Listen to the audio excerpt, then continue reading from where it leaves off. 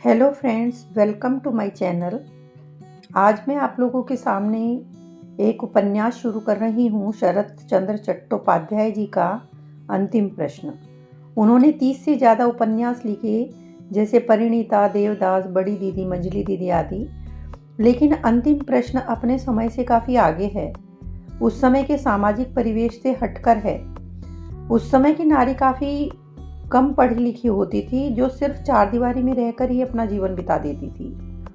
पर इस कहानी की पात्र कमल, जो शिवनाथ के साथ लिव इन रिलेशनशिप में रहती है, उस जमाने में कोई भी कॉन्सेप्ट नहीं जानता था।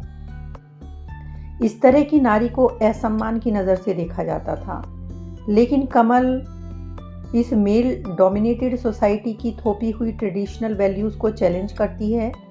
वो अपने विचारों को लॉजिक के साथ रखने का साहस रखती है। ज़्यादातर पुरुष इस तरह की नारी को अच्छा नहीं मानते। शिवनाथ, जो अपनी पत्नी को धोखा देता है कमल के लिए, और कमल को धोखा देता है मनोरमा के लिए। इस कहानी का मुख्य डिस्कशन का सेंटर आशुतोष बनर्जी या आशु बाबू का घर है, जो एक वृद्ध हैं जिनकी स्त्री का निधन हो चुका है। ये नॉवल काफ़ी बोल्ड विषय पर आधारित है। मुझे ये अच्छा लगा तो मैंने सोचा ये आप लोगों के साथ शेयर करना चाहिए। इसको मैं 25 भागों में आप लोगों के सामने प्रस्तुत करूंगी। अभी तक आप इसके 13 भाग सुन चुके हैं, तो आइए सुनते हैं इसका 14वां भाग। बाहर के रास्ते के पास ही एक बरामदा है। रोगी के कमरे से आकर अजीत और कमल वहां रुके। एक छोटी सी पुरानी लालटेन लटक रही थी। उसके अस्पष्ट प्रकाश में स्पष्ट दिखाई दिया। अजीत के चेहरा का रंग उड़ा हुआ था। अचंभे के कारण सारा खून जैसे कहीं सरक गया है। वहां तीसरा व्यक्ति कोई नहीं था। फिर भी इस बाहर की महिला को उपयुक्त संबोधन से पूछा, क्या आप अभी घर लौटना चाहती हैं? तो मैं आपके जाने की व्यवस्था कर सकता हूं। कमल उसकी ओर देखती रही। अजीत बोला, आपको इस घर में एक पल भी नहीं रहना चाहिए। आपको रहना चाहिए? नहीं, मुझे भी नहीं। कल सुबह ही मैं चला जाऊंगा। कमल बोली, यही ठीक रहेगा। मैं भी तभी जाऊंगी। अभी मैं इस कुर्सी पर बैठकर रात ख़त्म होने का इंतज़ार करती हूँ। आप जाकर आराम करें। छोटी सी कुर्सी की ओर देखकर अजीत बोला, मगर? कमल बोली, अगर मगर कुछ नहीं अजीत बाबू, उसमें बहुत झंझट है। अभी घर जाना संभव नहीं है। आपके कमरे में जाना भी ठीक नहीं। आप जाइए, देर मत कीजिए। सुबह नौकर अजीत को आशु बाबू के शयन कक्ष में बुलाकर ले गया। वे उस समय तक बिस्तर में ही थे। पास ही कुर्सी पर कमल बैठी थी। इससे पहले उसे बुलाया गया था। आशु बाबू बोले, तबीयत तो कल से ही ठीक नहीं लग रही थी, मगर आज लग रहा है जैसे। अच्छा, बैठो अजीत। उसके बैठने के बाद बोले, तुम आज सुबह ही जा रहे हो? तुम्हें रोकने को कह ही नहीं सकता। ठीक है, गुड बाय। और कभी हम ना भी मिले, मगर यह बात निश्चय ही जान लेना कि तुम्हें मैं अंतर से आशीर्वाद देता हूँ। हमें माफ़ करके तुम जीवन में सुखी हो सको। अजीत ने अभी तक उनकी ओर नहीं देखा था। अब उत्तर देने के लिए देखा तो निर्वाक रह गया। निर्वाक कहना ठीक नहीं, वह जैसे अचानक बोलना ही भूल गया। एक रात के कुछ ही घंटों में कोई इतना बदल सकता है, वह सोच भी नहीं सकता। आशु बाबू 2-3 मिनट मौन रहकर कमल से बोले, तुम्हें बुलवाया मैंने, मगर तुमसे नज़रें नहीं मिला पा रहा हूँ। सारी रात मन में क्या चलता रहा, क्या क्या सोचता रहा, यह मैं किससे कहूँ। थोड़ी देर रुककर बोले, एक दिन अक्षय ने कहा था कि शिवनाथ तुम्हारे साथ नहीं रहते। मैंने ध्यान ही नहीं दिया। सोचा वह एक विद्वेष के कारण कह रहा है। तुम्हें रुपए की ज़रूरत थी तब कारण नहीं समझा, मगर आज सब साफ हो गया है, कहीं कोई संदेह नहीं है। दोनों चुप रहे। वे कहने लगे, तुम्हारे प्रति कई बार मैं अच्छा व्यवहार नहीं कर पाया, मगर पहली बार जब तुमसे मिला था तभी से तुमसे स्नेह किया है कमल।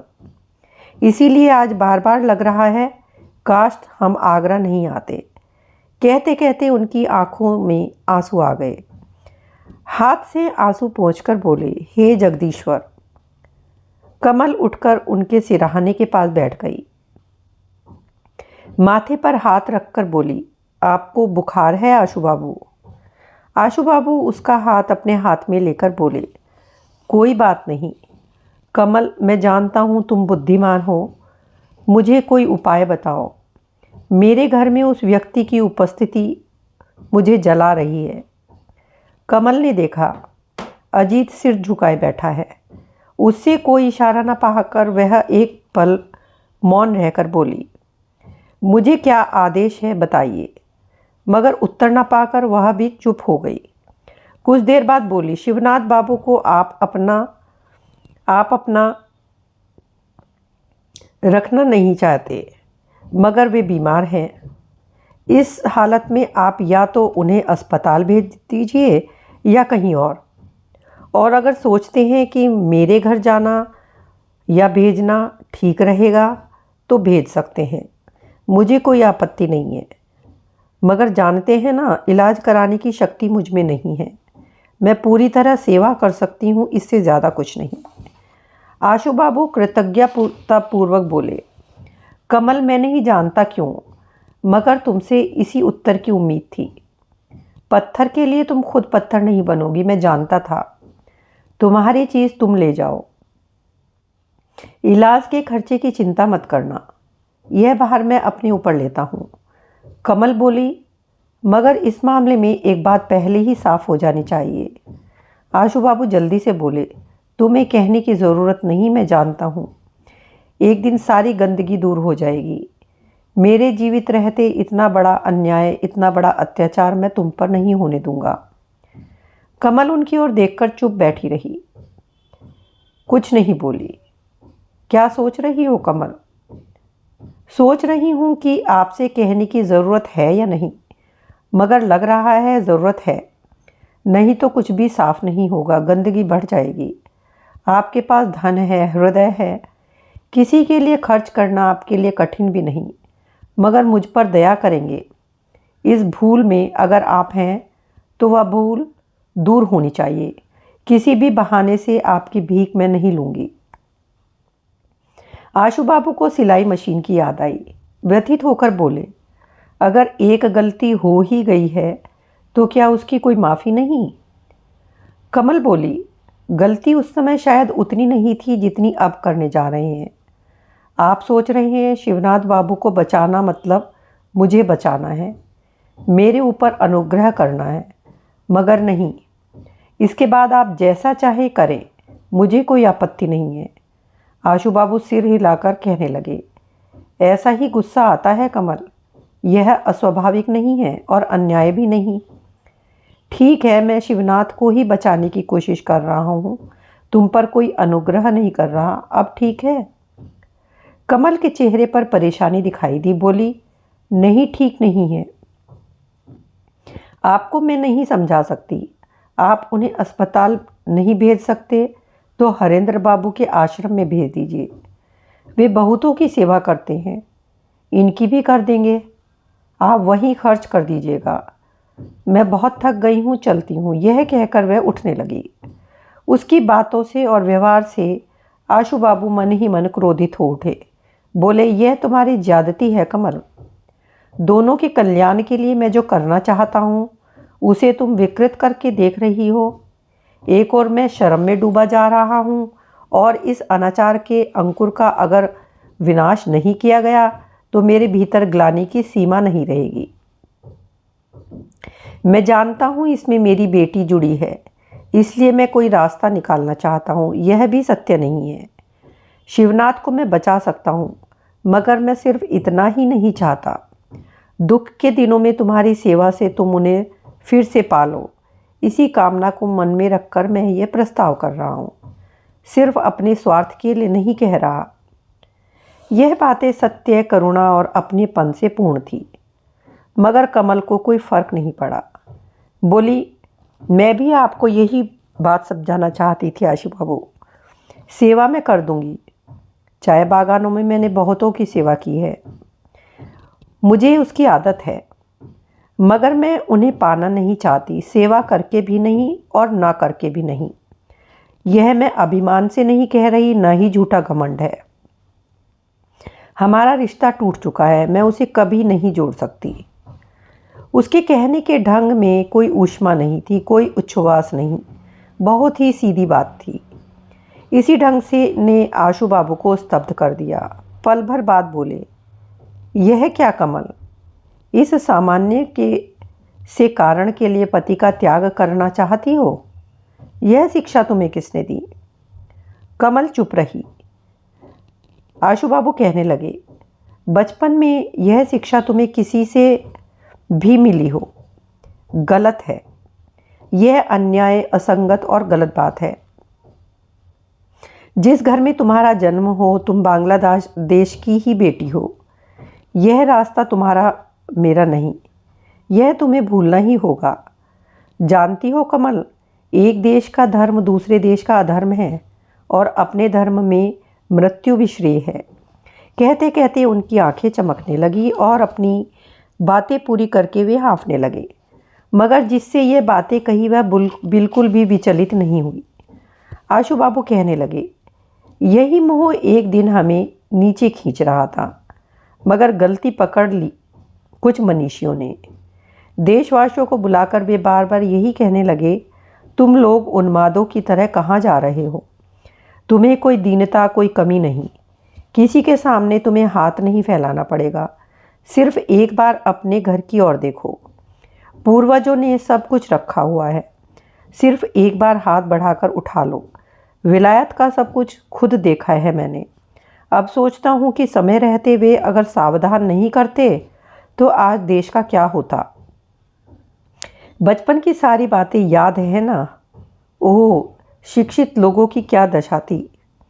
यह कहकर उन्होंने स्वर्ग सिधार चुके मनीषियों को नमस्कार किया। कमल ने देखा, अजीत मुग्ध होकर उन्हें देख रहा है, कल्पना के आवेश में जैसे उसकी कोई संज्ञा न हो, ऐसी हालत थी। आशु बाबू का भाव वेग तब तक कम ही नहीं हुआ था। बोले, कमल, और कुछ अगर वो न करके जाते, सिर्फ इसी कारण भी वो हमेशा प्रातः स्मरणीय होकर रहते। सिर्फ इसीलिए वो प्रातः स्मरणीय? हाँ, सिर्फ इसीलिए। बाहर से घर की ओर देखने के लिए कहा था उन्होंने। कमल ने पूछा, बाहर अगर प्रकाश हो, अगर पूर्व दिशा में सूर्योदय हो, तब भी पीछा मोड़कर पश्चिम की ओर देखना पड़ेगा? यही क्या देश प्रीति होगी? मगर शायद यह प्रश्न आशु बाबू ने नहीं सुना। वे तो अपने आवेश में कहने लगे, आज देश का धर्म, देश का पुराण, इतिहास, देश का आचार व्यवहार, रीति नीति जो विदेशी रंग में रंग कर समाप्त होने वाली थी, उसके प्रति विश्वास और श्रद्धा लौटाई है। यह सिर्फ उन्हीं की भविष्य दृष्टि का फल है। जाति के हिसाब से हम विध्वंस की राह पर चल रहे थे कमल। यह बचना क्या कम बचना है? सब कुछ लौटाकर न ला पाने पर हमारी रक्षा नहीं हो सकती। यह सोचने की शक्ति हमें किसने दी बताओ? अजीत उत्तेजना में आकर अचानक खड़ा होकर बोला, ऐसी बातें आपके मन में स्थान पा सकती हैं, यह तो मैंने कल्पना भी नहीं की थी। मुझे दुख है कि इतने समय तक मैं आपको पहचान नहीं पाया, आपके चरणों में बैठकर उपदेश नहीं लिया। वह न जाने क्या क्या कहता। मगर बीच में नौकर आ गया और बोला, हरेंद्र बाबू इत्यादि मिलने आए हैं। और अगले ही क्षण हरेंद्र के साथ सतीश और राजन वहां आ गए। बोले, पूछने पर पता चला शिवनाथ बाबू सो रहे हैं। आते समय डॉक्टर के घर होकर आया था। उन्होंने बताया बीमारी सीरियस नहीं है, जल्दी ही ठीक हो जाएंगे। यह कहकर कमल को नमस्ते करके अपने साथियों के साथ बैठ गए। आशु बाबू ने गर्दन हिलाकर उत्तर दिया, मगर उनकी नज़र अजीत पर थी और उसी से बोले, मेरा यौवन विदेश में बीता। यह तुम भूल क्यों जाते हो? ऐसी बहुत सारी चीज़ें हैं जो पास से दिखाई नहीं देती, दूर खड़े होने पर दिखाई देती हैं। मैंने शिक्षित मन के परिवर्तन को देखा है। यही देखो, हरिद्र का आश्रम, नगर नगर उसकी शाखाएं फैलाने का आयोजन। क्या यह सिर्फ इसलिए नहीं? विश्वास नहीं है तो उन्हीं से पूछो। ब्रह्मचर्य, संयम साधना, पुरानी रीतियों का प्रवर्तन, यह सब क्या हमारे अतीत को पुनः प्रतिष्ठित करने की कोशिश नहीं? यही अगर भूल जाएं, उसी के प्रति अगर आस्था खो दें, तो उम्मीद करने के लिए बाकी क्या रह जाएगा? तपोवन का जो आदेश सिर्फ हमारा ही था, धरती पर ढूंढने पर भी इसके बराबर कुछ मिलेगा जीत? हमारे समाज को जिन्होंने कभी बनाया था, वह प्राचीन शास्त्रार्थकर्ता व्यवसायी नहीं थे, सन्यासी थे। उनका दान निसंशय से सिर झुकाकर ले पाने में ही हमारा भला है। यही हमारा कल्याण का पथ है कमल, इसके सिवा कोई दूसरा पथ नहीं। अजीत स्तब्ध था।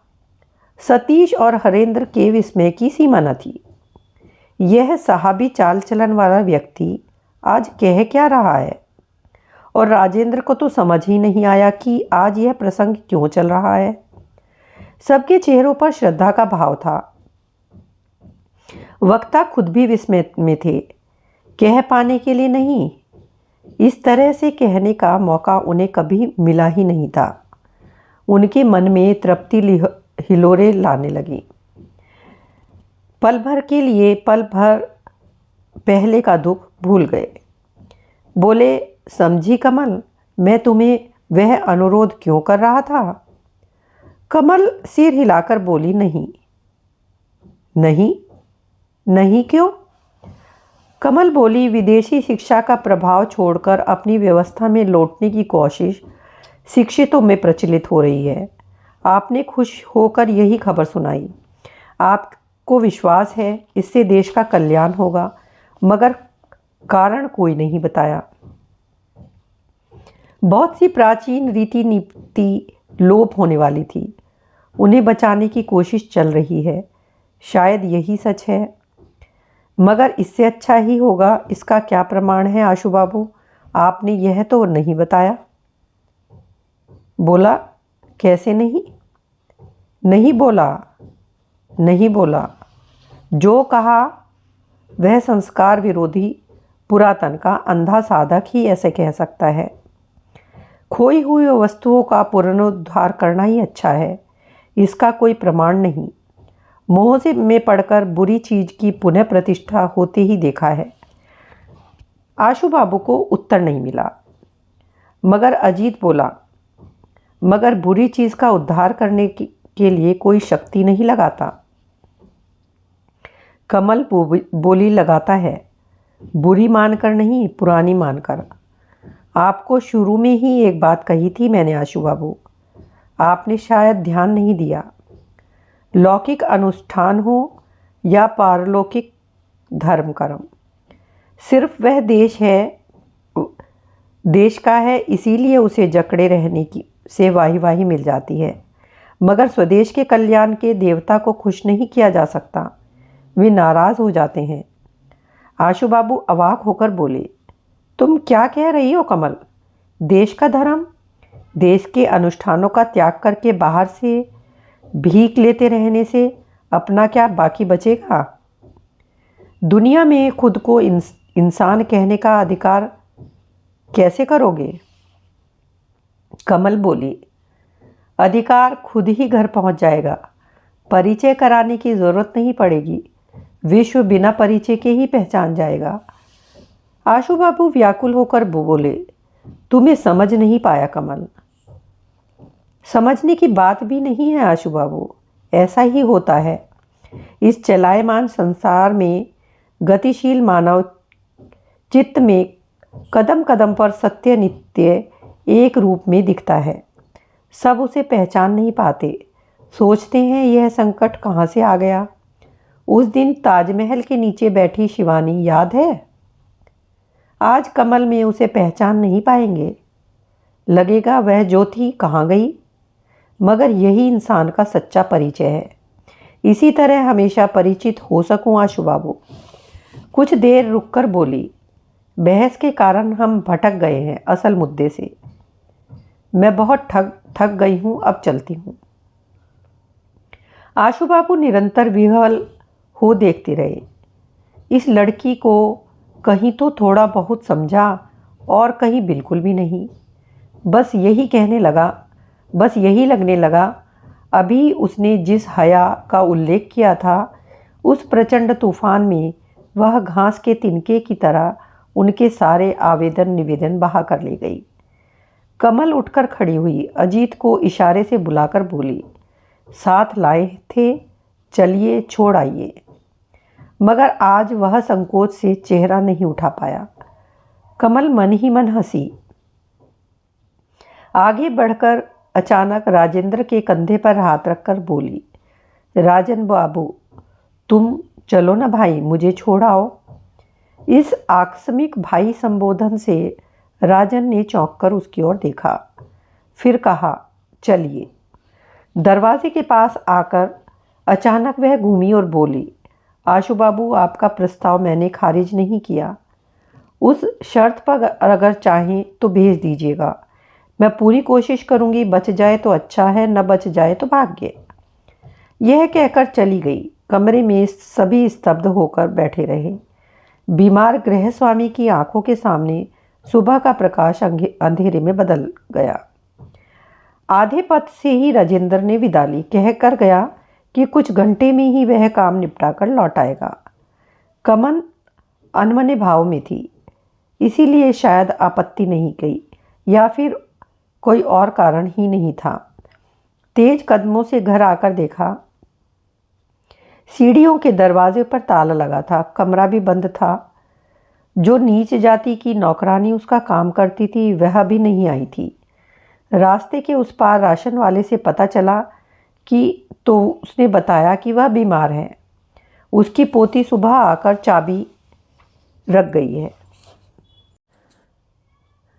कमरा खोलकर कमल घर के काम में लग गई। कल से उसने कुछ नहीं खाया था। सोचकर आई थी कि जल्दी से कुछ पकाकर आराम करेगी। उसे आराम की बहुत ज़्यादा ज़रूरत थी, मगर आज घर का काम ख़त्म होने का नाम ही नहीं ले रहा था। चारों ओर इतना कूड़ा जमा हो गया था। इतने दिनों से ऐसे में वह अपने दिन काट रही थी। उसने ध्यान ही नहीं दिया था। जो भी दिखा उसी ने जैसे उसे डांटा। छत से चूना झड़कर पलंग पर जम गया था। साफ करना है। चिड़िया ने अपना घोंसला बनाया होगा। उसका सामान पलंग पर पड़ा था। चादर भी बदलने वाली हो रही है। तकिए का कवर भी कितना गंदा हो गया है। मेज कुर्सी अपने स्थान पर नहीं थी। पापोश में कीचड़ जम गया था। शीशे का हाल ऐसा था कि साफ करने में बहुत देर लगेगी। दवात की स्याही सूख गई है। कलम न जाने कहाँ पड़ी है। पैड पर कागज़ का नामो निशान नहीं है। ऐसा हाल था कि उसने जिस और देखा, गंदगी के कारण उसे लगा ऐसे इतने दिनों से यहाँ इंसान नहीं रहता था। खाना नहाना पड़ा रहा। कहाँ से दिन गुजर गया पता ही नहीं चला। सब कुछ करके जब वह नीचे से नहाकर आई तब तक शाम हो गई थी। अब तक तो यह तय था कि वह यहाँ नहीं रहेगी। रहना संभव भी नहीं है, उचित भी नहीं। घर का किराया कहाँ से लाएगी? जाना ही है, मगर जाने का दिन तय नहीं कर पा रही थी। रात के बाद सुबह और सुबह के बाद रात आकर उसे जाने का समय ही नहीं दे रही थी। घर के प्रति कोई ममता नहीं, जबकि आज उसने किस लिए इतनी मेहनत की? अचानक इसकी ज़रूरत भी क्या थी? ऐसी एक धुंधली चिंता जब मन पर छा रही थी, काम छोड़कर बरामदे में बैठकर सूनी आंखों से वह पथ की ओर देखती, कुछ भूलने की कोशिश करती हुई, फिर आकर काम करने लग जाती। इसी तरह आज उसका काम और दिन समाप्त हुआ है। मगर दिन तो रोज़ ही समाप्त होता है। मगर ऐसे तो नहीं होता। शाम के बाद उसने बत्ती जलाई और खाना बनाने लगी और समय काटने के लिए एक पुस्तक लेकर बिस्तर पर बैठकर पन्ने उलटने लगी। मगर आज वह बहुत थकी हुई थी। कब पुस्तक और उसकी आंखें बंद हो गई उसे पता ही नहीं चला। जब पता चला तब कमरे का दीपक बुझ चुका था और खुली खिड़की के बाहर से सूर्य की किरणें कमरे में फैल रही थी। सुबह हो गई मगर नौकरानी नहीं आई। घर ढूंढकर उसकी खबर लेनी ज़रूरी है। यह सोचकर कमल साड़ी बदलकर बाहर जाने वाली थी कि नीचे सीढ़ियों पर कदमों की आहट पाकर उसके हृदय में धम्म से हुआ। बाहर से आवाज़ आई, भीतर है क्या? आ सकता हूँ क्या? आइए। जो आए थे वो थे हरेंद्र। कुर्सी खींचकर बैठकर बोले, कहीं जा रही थी क्या? हाँ, जो वृद्ध महिला मेरे काम करती है वह बीमार है, उसे देखने जा रही थी। अच्छा, इन्फ्लुएंजा ही होगा। आगरा में भी एपिडेमिक फॉर्म में ही शायद शुरू हो गया। बस्तियों में लोग मरने शुरू हो गए हैं। मथुरा वृंदावन की तरह शुरू हो गया है तो यहाँ से भागना पड़ेगा, नहीं तो मरना पड़ेगा। यह बुढ़िया रहती कहाँ है? ठीक से नहीं पता। सुना है पास ही कहीं रहती है। पूछने पर पता चल जाएगा, हरेंद्र बोला। यह बीमारी पास जाने पर भी हो जाती है, सावधान रहिएगा। यहाँ की खबर मिली आपको? कमल गर्दन हिलाकर बोली, नहीं। हरेंद्र उसकी ओर देखकर एक पल चुप रहकर बोला, डरिए मत, डरने जैसा कुछ नहीं हुआ। कल ही आता मगर समय ही नहीं मिला। हमारे अक्षय बाबू कॉलेज नहीं आए, सुना है उनकी तबीयत भी खराब है। आशु बाबू ने भी बिस्तर पकड़ लिया है, वह तो कल आपने देखा ही। कल से अविनाश भैया को भी बुखार है। भाभी का चेहरा भी सूखा सूखा लगा, बस वे बिस्तर पर न पड़ जाए। कमल चुपचाप देखती रही। इन बातों को वह जैसे ध्यानपूर्वक सुन ही नहीं पाई हो। हरेंद्र बोले, और फिर शिवनाथ बाबू? इन्फ्लुएंजा का मामला है, कुछ कह नहीं सकते। फिर भी अस्पताल नहीं गए। कल शाम को उनके घर पर उन्हें रिमूव किया है। आज एक बार जाना है। कमल ने पूछा, वहाँ कौन है? एक नौकर है, ऊपर के कमरों में कुछ पंजाबी हैं, ठेकेदारी करते हैं। सुना है भले लोग हैं। कमल सांस छोड़कर चुप रही। थोड़ी देर बाद बोली, राजन बाबू को मेरे पास भेज सकते हैं। हाँ, मगर वह मिलेगा कहाँ?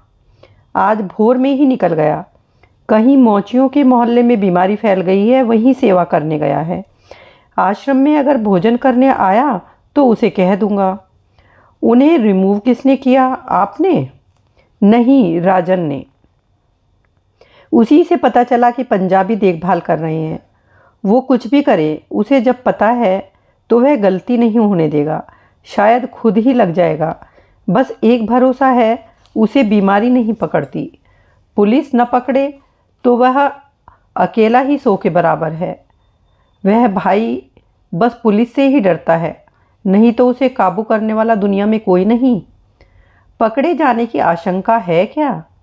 आशा तो है, कम से कम आश्रम तो बचेगा। तो उसे जाने के लिए क्यों नहीं कहते? यही मुश्किल है। कह दिया तो ऐसा गायब हो जाएगा कि फिर कभी नहीं लौटेगा। नहीं भी लौटा तो कोई नुकसान है? नुकसान? उसे आप नहीं जानती। बिना जाने नुकसान आंकना कठिन काम है। आश्रम में न रहे सह सकता हूँ, मगर यह नुकसान मुझसे सहन नहीं होगा। यह कहकर कुछ पल चुप रहकर हरेंद्र ने अचानक प्रसंग ही बदल दिया। बोला, एक मज़ेदार घटना घटी है, किसी की साध्य नहीं, वह कल्पना भी नहीं कर सके। कल रात मझले भैया के वहाँ से लौटकर देखा अजीत बाबू आए हैं। मैं डर गया कि क्या हुआ, रोग बढ़ तो नहीं गया? नहीं, वैसा कुछ नहीं था। अपना बिस्तर और सामान लेकर वे आश्रम में रहने आए हैं। इस बीच सतीश से सारी बात कर चुके थे। आश्रम के नियम और आश्रम के काम में ही जीवन बिताएंगे, यही उनका संकल्प है। इसको बदला नहीं जा सकता। धनवान व्यक्ति का मिलना हमारे लिए तो अच्छा ही है, मगर शंका हुई कि कुछ गड़बड़ ज़रूर है। सुबह आशु बाबू के पास गया, सुनकर बोले, संकल्प तो बहुत अच्छा है, मगर भारत में आश्रमों की कमी नहीं है। वह आगरा छोड़कर कहीं और रहता तो मैं भी कुछ दिन यहाँ टिक जाता, मगर लगता है मुझे अपना बोरिया बिस्तर बांधना ही पड़ेगा। कमल ने किसी भी प्रकार का विस्मय नहीं दिखाया, चुप रही। हरेंद्र बोले, उनके वहीं से आ रहा हूँ, सोच रहा हूँ कि लौटकर अजीत बाबू से क्या कहूँ। कमल समझ गई कि शिवनाथ को स्थानांतरित करने को लेकर कठोर वाद प्रतिवाद हुआ है। शायद स्पष्ट रूप से कुछ भी न हो, सब कुछ चुपचाप घटा है, फिर भी कर्कशता में वह सारी कलहों से आगे निकल चुका है। इस बात पर कोई संदेह नहीं है, मगर उसने कोई उत्तर नहीं दिया, चुप बैठी रही।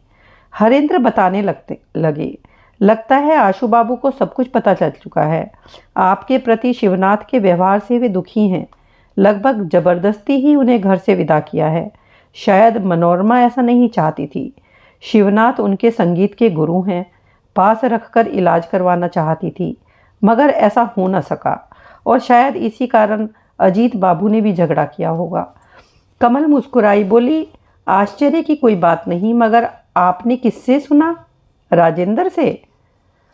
वह ऐसा व्यक्ति नहीं, उसे पता भी हो तो भी नहीं बताएगा, यह मेरा अनुमान है। इसीलिए सोच रहा हूँ ठीक तो हो ही जाएगा सब कुछ, मैं अजीत को क्यों नाराज़ करूँ। चुपचाप रहना ही ठीक है। जब तक वह आश्रम में रहेंगे हमारी ओर से किसी चीज़ की कोई कमी नहीं होगी। कमल बोली, यही ठीक है। हरेंद्र बोले, मैं चलता हूँ, मंजले भैया की चिंता है, वे कुछ होते ही परेशान हो जाते हैं। समय मिला तो कल आऊँगा, ज़रूर आइएगा। कमल ने उठकर नमस्कार किया, बोली, राजेंद्र को भेजना मत भूलिएगा, कहिएगा बहुत ज़रूरी काम है, इसीलिए उसे बुलवाया है। ज़रूरी काम? हरेंद्र व्याकुल होकर बोले, मिलते ही भेज दूंगा, मगर क्या मुझसे नहीं कहा जा सकता? मुझे भी अपना मित्र ही मानिए। मानती हूँ, मगर उन्हें ही भेज दीजिएगा। भेज दूंगा, जरूर भेज दूंगा। यह कहकर हरेंद्र बाहर चले गए। दोपहर के समय राजेंद्र आ गया। राजन, मेरा एक काम करना है। ठीक है, मगर कल नाम के साथ बाबू था, आज वह भी नहीं। अच्छा है ना, हल्का हो गया। अगर चाहो तो फिर जोड़ दूं। नहीं, ज़रूरत नहीं, मगर मैं आपको क्या कहकर पुकारूं? सब मुझे कमल पुकारते हैं, मेरा सम्मान में कोई फ़र्क नहीं पड़ता। नाम के आगे पीछे भार बांधकर खुद को भारी करने में मुझे शर्म आती है। आप कहने की भी ज़रूरत नहीं, मुझे मेरे नाम से पुकारो। इसका जवाब न देकर राजन बोला, मुझे क्या करना है? मेरा मित्र बनना है। लोग कहते हैं तुम क्रांतिकारी हो। अगर ऐसा है तो मेरे साथ तुम्हारी मित्रता ज़रूर चलेगी, मगर यह मित्रता मेरे किस काम आएगी? कमल चौंकी, व्यथित हुई। एक संशय और उपेक्षा का स्वर उसके कानों ने सुना। बोली, ऐसी बात नहीं कहते। मित्रता दुनिया की दुर्लभ वस्तु है, और मेरी मित्रता उससे भी दुर्लभ। जिसे नहीं जानते उसका अपमान करके खुद को छोटा मत करो। मगर यह व्यक्ति कुंठित नहीं हुआ। वह हंसते हुए सहज भाव से ही बोला, अपमान के लिए नहीं, मित्रता की ज़रूरत नहीं जानता, इसीलिए कहा था। और अगर आप सोचें कि यह वस्तु मेरे काम आएगी तो मैं अस्वीकार नहीं करूँगा, मगर किस काम आएगी यही सोच रहा हूँ। कमल का चेहरा लाल हो गया। किसी ने जैसे चाबुक मारकर उसका अपमान किया हो। वह शिक्षित है, खूबसूरत है और बुद्धिमती भी। वह पुरुष की कामना है, यही उसकी धारणा थी। उसका दमकता तेज अपराजय है, यही उसका पक्का विश्वास है। दुनिया में औरतों ने उससे घृणा की है, पुरुष के आतंक को जलाकर दग्ध करना चाहा, अवहेलना नहीं की, ऐसा भी नहीं है, मगर यह वह नहीं है। आज इस व्यक्ति के सामने वह जैसे तुच्छता से मिट्टी में मिल गई। शिवनाथ ने उसे छोड़ दिया, मगर इस तरह दीनता का वस्त्र उस पर नहीं लपेटा। कमल के मन में एक संदेह जगा। पूछा, मेरे विषय में तुमने बहुत कुछ सुना है क्या? राजन बोला, वह लोग अक्सर कहते हैं। क्या? वह हंसने की कोशिश करके बोला, देखिए, इस मामले में मेरी स्मरण शक्ति बहुत खराब है, कुछ याद नहीं। सच कह रहे हो? हाँ, सच कह रहा हूँ। कमल ने बहस नहीं की, विश्वास कर लिया। समझ गई कि नारी की जीवन यात्रा के संबंध में इस व्यक्ति का कौतूहल अभी नहीं जगा है। उसने जैसे सुना था वैसे भूल भी गया। और एक चीज़ समझ में आई, तुम कहने का अधिकार देने पर भी उसने उसे ग्रहण नहीं किया। आप ही कह रहा है, उसके निष्कलंक पुरुष चित्त पर आज भी औरत की छाया नहीं पड़ी है। तुम कहकर घनिष्ठ होने का लोभ नहीं है उसमें। कमल मन ही मन आश्वस्त हुई। कुछ देर बाद बोली, शिवनाथ बाबू ने मुझे छोड़ दिया है, जानते हो? जानता हूँ। कमल बोली, उस दिन हमारे विवाह अनुष्ठान में धोखा था, मगर मन में डर नहीं। सबने शक के कारण बहुत कुछ कहा कि यह विवाह नहीं है, मगर मुझे डर नहीं लगा। मैंने कहा, ना होने दो। हमारे मन में ने जब मान लिया है, तब बाहर की ग्रंथि में कितनी बार घूमे, मुझे देखने की ज़रूरत नहीं है। मैंने तो सोचा अच्छा ही हुआ, जिसे पति माना उसे बांधा नहीं। उसकी मुक्ति का द्वार अगर थोड़ा खुला भी रहे तो क्या? मन का ही अगर दिवाला निकल जाए, पंडित के मंत्रों के सहारे महाजन ब्याज अदा कर सकता है, असल तो डूब ही जाता है। मगर यह सब तुमसे कहना बेकार है, तुम नहीं समझोगे। राजन चुप रहा। कमल बोली, उस समय बस यही बात नहीं जान पाई थी कि उन्हें रुपयों का इतना लालच है। अगर जानती तो इस अपमान से बच सकती थी। राजेंद्र ने पूछा, इसका मतलब? अचानक कमल ने खुद को संभाल कर कहा, छोड़ो, मतलब सुनकर कोई फायदा नहीं। कुछ देर पहले ही सूर्यास्त हुआ है, कमरे में और बाहर अंधेरा होने लगा है। कमल ने बत्ती जलाकर मेज पर रखी और अपनी जगह लौट आई। बोली, मुझे उनके घर एक बार ले चलो। क्या करेंगी वहाँ जाकर? अपनी आंखों से देखना चाहती हूँ। अगर ज़रूरत हुई तो रुक जाऊंगी, नहीं हुई तो तुम पर उनको सौंपकर निश्चिंत हो जाऊंगी। इसीलिए तुम्हें बुलवाया था। तुम्हारे अलावा यह और कोई नहीं कर सकता। उनसे लोग नाराज़ है। कहते कहते अचानक वह बत्ती ठीक करने के लिए घूम गई। राजन बोला, ठीक है, चलिए मैं एक गाड़ी लेकर आता हूँ। कहकर वह बाहर चला गया। गाड़ी में बैठने के बाद राजेंद्र बोला, शिवनाथ बाबू की सेवा का भार मुझे देकर आप निश्चिंत होना चाहती हैं। मैं भी ले सकता था, मगर मैं यहाँ ज़्यादा दिन नहीं रह सकता, जल्दी ही जाना पड़ेगा। आप कोई और इंतज़ाम कर लीजिए। कमल उद्विग्न होकर पूछने लगी, पुलिस ने ज़्यादा परेशान कर रखा है क्या? उसकी तो मुझे आदत है, उसके लिए नहीं। कमल को हरेंद्र की बातें याद आ गई और बोली, तो क्या आश्रम वाले आपको जाने के लिए कह रहे हैं? मगर जो लोग पुलिस से इतना डरते हैं, वह देश का काम कैसे करेंगे? मगर इसलिए तुम चले जाओगे? इस आगरा शहर में ही ऐसा व्यक्ति है जो तुम्हें रखने में बिल्कुल नहीं डरता। राजेंद्र बोला, शायद वह आप खुद हैं। आपकी बात सुन ली, सहज ही भूलूंगा नहीं। मगर ऐसी चीज़ों से जो लोग नहीं डरते, भारत में ऐसे लोगों की संख्या बहुत कम है। अगर ऐसा नहीं होता तो देश की समस्या बहुत सहज हो जाती। थोड़ी देर रुककर बोला, मगर मैं इस कारण नहीं जा रहा। आश्रम को दोष नहीं दे सकता। और कुछ भी कहो, हरेन भैया मुझसे जाने के लिए कभी नहीं कहेंगे। तो क्यों जा रहे हैं?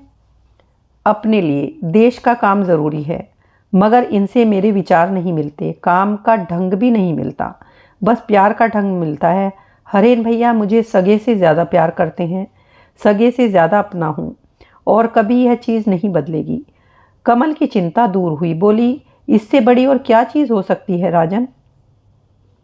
मन जहाँ मिलता हो वहाँ विचार अलग भी हों, काम का ढंग भी अलग हो, उससे क्या फ़र्क पड़ता है?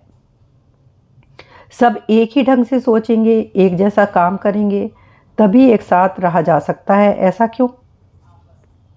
और दूसरे के विचार को अगर बिना सोचे समझे मान लिया तो कैसी शिक्षा? विचार और कर्म दोनों बाहर की चीज़ हैं राजन, मन ही सत्य है। और इन बाहरी चीज़ों को बड़ा मानकर अगर तुम दूर चले गए तो तुमसे बहुत प्यार है, इसे ही अस्वीकार करना होगा। वह जो किताबों में लिखा होता है, छाया के लिए काया का त्याग, यह वैसा ही होगा। राजन कुछ बोला नहीं, हंस दिया। हंस क्यों रहे हो? हंसा इसलिए कि उस समय नहीं हंसा। आपके अपने विवाह के मामले में मन के मिलन को सत्य मानकर बाहिक अनुष्ठान को आपने यूं ही उड़ा दिया था। वह सत्य नहीं था, इसलिए आज आपका सब कुछ असत्य हो गया। इसका मतलब? राजेंद्र बोला, मन के मिलन को मैं तुच्छ नहीं कहता, मगर उसे ही सबसे ऊपर मानकर ऊंचे स्वर में उसकी घोषणा करना आजकल का रिवाज हो गया है। इसमें उदारता और महानता प्रकाशित होती है, मगर सत्य प्रकाशित नहीं होता। संसार में सिर्फ मन ही है, बाकी सब माया है, छाया है। यह गलत है। थोड़ी देर रुककर बोला, आप विभिन्न विचारों को न मान लेने को बहुत बड़ी शिक्षा कह रही थी, मगर सबके विचारों को कौन मान सकता है जानती हैं? वही जिसे अपने विचारों की परवाह नहीं। शिक्षा के द्वारा विरोधी विचार की उपेक्षा की जा सकती है, मगर श्रद्धा नहीं की जा सकती। कमल विस्मय से निर्वाक रह गई। राजेंद्र कहने लगा, हमारी वह नीति नहीं है। झूठी श्रद्धा देकर हम संसार का सर्वनाश नहीं करते। मित्र का हो तो भी नहीं, उसे चूर चूर कर देता हूँ। यही हमारा काम है। कमल बोली, इसे ही तुम काम कहते हो? राजेंद्र बोला, हाँ। क्या होगा मन मिलाकर? अगर विचारों की भिन्नता मेरे कर्म को रोके। हम विचारों में एकता चाहते हैं, काम में एकता चाहते हैं। उस भाव विलास का मूल्य हमारे पास नहीं है शिवानी। कमल चौंक कर बोली, मेरा यह नाम तुम जानते हो? हाँ। कर्म की दुनिया में इंसान का व्यवहार मिलना बड़ा है, हृदय नहीं। हृदय वही रहे। अंतर का विचार अंतर्यामी को करने दें। व्यवहारिक एकता के बिना हमारा काम नहीं चलता। वही हमारा पारस पत्थर है, उसी से हम परखते हैं। दो लोगों के मन के मिलने पर संगीत की सृष्टि नहीं होती, बाहर अगर उसके सुरों में मेल ना हो। वह सिर्फ कोलाहल होगी। राजा की जो सेना युद्ध करती है, उनकी बाहरी एकता ही राजा की शक्ति है। हृदय से उसे कोई मतलब नहीं। नियम का शासन, संयम, यही हमारी नीति है। इसे छोटा करने पर हृदय के नशे को खुराक देनी होती है। वह अनुशासनहीनता का ही बदला हुआ रूप है। गाड़ी रोको, रोको शिवानी, यही उनका घर है। सामने जीर्ण शीर्ण हालत में एक घर था। दोनों चुपचाप उतरकर नीचे एक कमरे में आए। आहट सुनकर शिवनाथ ने आंखें खोलकर देखा, मगर दिए के प्रकाश में शायद पहचान नहीं पाया। पल भर में ही आंखें बंद करके तंद्रा में चला गया।